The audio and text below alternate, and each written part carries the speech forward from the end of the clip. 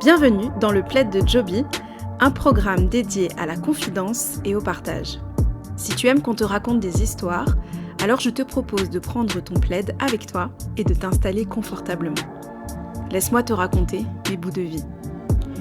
Cet espace sera mon lieu de créativité en parallèle de mon podcast Le Plaid de Diana, qui est encore à l'heure actuelle en gestation et qui traitera de la question de la résilience.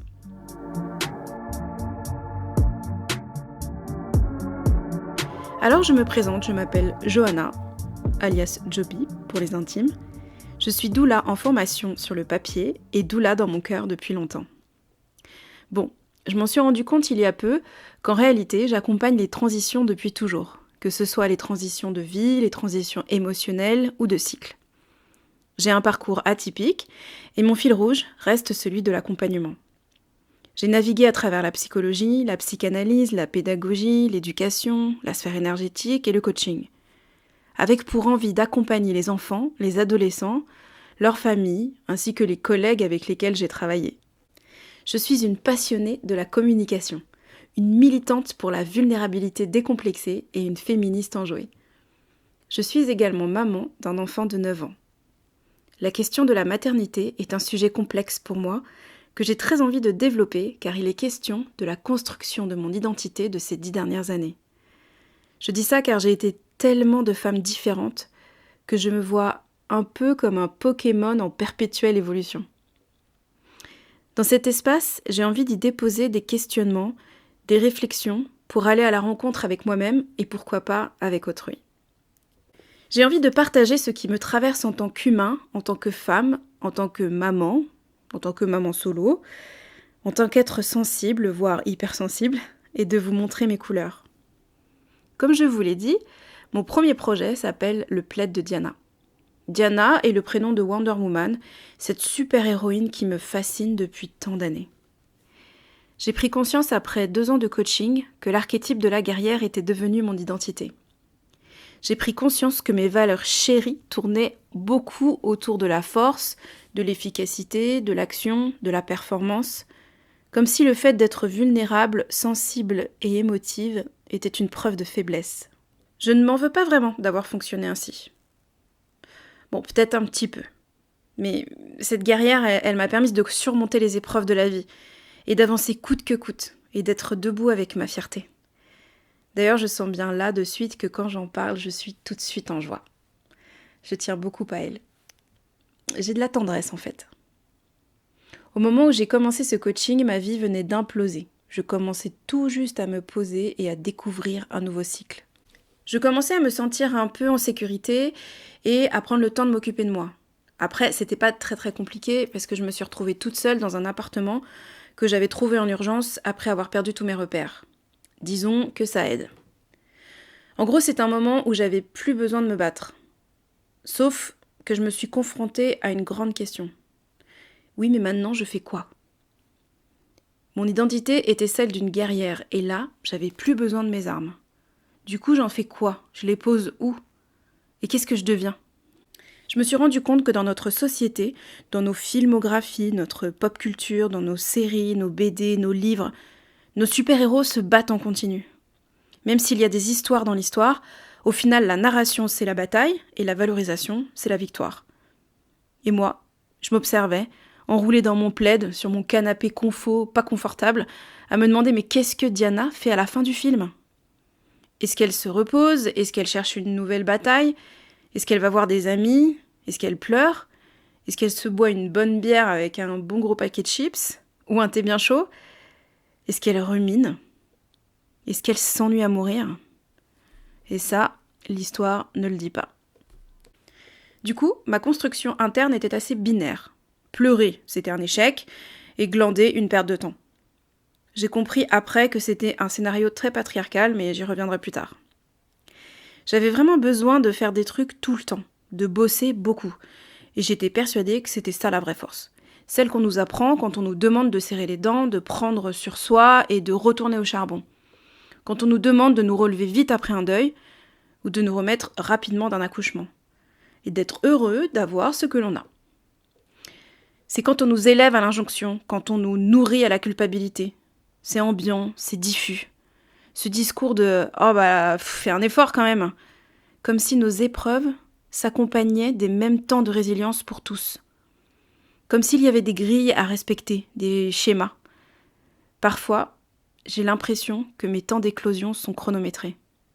Des grandes étapes de vie me viennent en tête. Par exemple, pour le CP. Pour pouvoir rentrer au CP, il faut être propre. Donc, tous les enfants ont le même âge. Donc, ça veut dire que tous les enfants doivent apprendre au même moment les mêmes choses, dans le même rythme. Il y a aussi, par exemple, pour le bac. Il y a un protocole précis, il y a un nombre d'heures, un nombre d'années pour réussir son bac. Bon, personnellement, je l'ai passé 2 fois au rattrapage. Donc, franchement, en termes de timing, j'ai dépassé. Du coup, ce que ça impliquait, c'est la remise en question de ma valeur d'étudiante. Je me suis dit que j'étais pas si bonne que ça finalement, vu que j'avais besoin de plus de temps.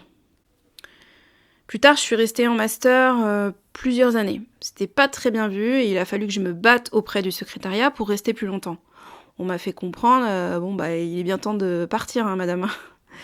Du coup, j'ai fini par laisser tomber. Bon, il y a eu d'autres facteurs, hein, mais c'est vrai que je pense que ça a vachement joué. Plus tard, dans le monde du travail, j'ai appris qu'un médecin déciderait pour moi du nombre de jours dans lequel je serais remise en cas de maladie. Ah bon, donc il y a une grille, donc si je suis grippée, on est sur 4-5 jours, pas plus. Hein. Et si j'ai besoin de plus de temps, encore une fois, il faut que je réclame. Je me souviens aussi que quand j'étais manutentionnaire dans une entreprise alimentaire de grande distribution, les patrons m'aimaient bien. Parce que je travaillais beaucoup, c'est vrai, j'étais efficace, je parlais pas beaucoup, j'étais d'humeur constante, toujours présente. Alors ils m'ont demandé de faire de plus en plus de choses et de remplacer les collègues qui, eux, s'autorisaient manifestement quand ils avaient besoin de se reposer. Plus on me demandait ces services, plus je me sentais efficace, plus je me sentais valorisée et plus je travaillais. Du coup, j'ai développé une croyance. Alors, quand j'en fais moins, je suis moins, et quand j'en fais plus, ma valeur prend des points. Et du coup, mon cadre d'évolution, c'est le cadre temporel qu'on m'impose. Jusqu'au jour où je me suis retrouvée à 22 ans, avec un lumbago cloué au lit, avec un profond sentiment d'échec et d'impuissance. Je me suis dit que j'avais pas réussi à être performante. Et au passage, j'ai perdu confiance en mon corps. Conclusion, tant pis, je ferai sans lui. Je me suis blindé l'esprit et j'ai décidé de laisser piloter mon mental. Je me suis vite relevée et je suis retournée travailler. Et après, j'ai pu arrêter. Un peu plus de 20 ans, et déjà avec un joli costume de bataille cousu main sur mesure, pièce par pièce, un arc géant à la main et un carquois blindé de flèches. Tu la visualises là, ma guerrière? C'est drôle parce que j'ai passé des années à penser que je n'étais pas une personne créative. Et avec le recul, quand je vois le nombre de mécanismes de défense que je me suis tricoté, je me trouve plutôt balèze. Bon, en vrai, je pense qu'elle était là depuis l'enfance, cette guerrière. Bref. J'ai fait plein de métiers différents dans lesquels je suis devenue vite efficace. J'en ai conclu que j'étais pas faite pour les études, voire même que j'étais un peu limitée et que j'étais faite pour bosser. Alors bosser, c'était un terme pour moi assez large. Je savais pas spécialement dans quoi, mais je savais que j'aimais bien être au contact des autres. Un jour, une amie m'a proposé de devenir assistante pédagogique dans un collège.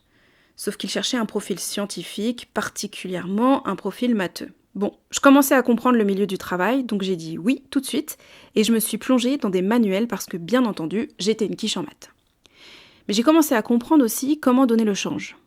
Et puis je me suis prise à mon propre jeu.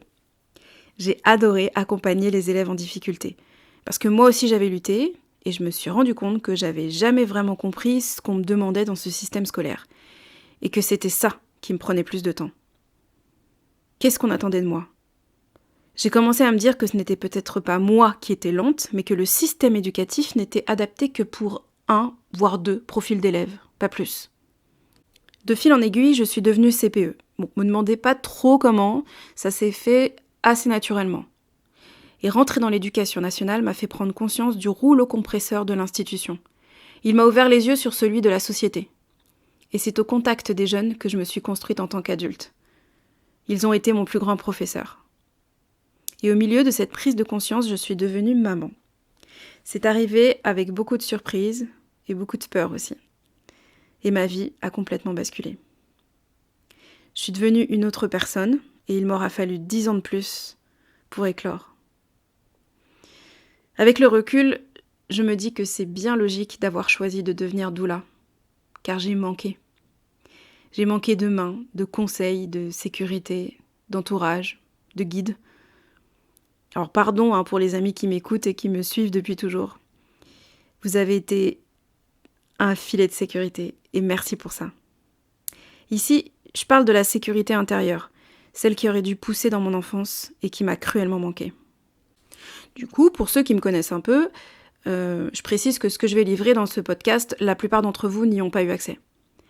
J'ai tellement aimé me cacher, j'ai tellement aimé me taire, j'ai tellement cru que c'était comme ça que j'allais me protéger. Je dis ça en souriant parce que là, avec le recul, je me rends bien compte que la parole est une grande guérisseuse. J'ai envie de transmettre des histoires pour moi, pour mon fils, pour les personnes qui m'écouteront, pour celles et ceux qui sont en train de se construire une armure ou de prendre conscience qu'ils en ont une.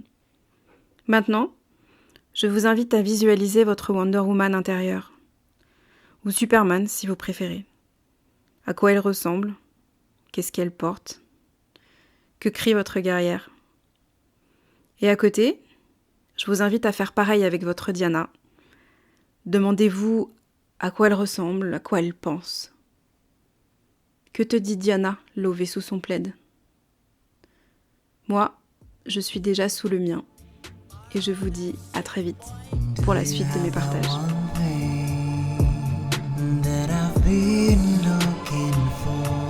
Bien sûr, je vous invite à vous abonner, liker, partager.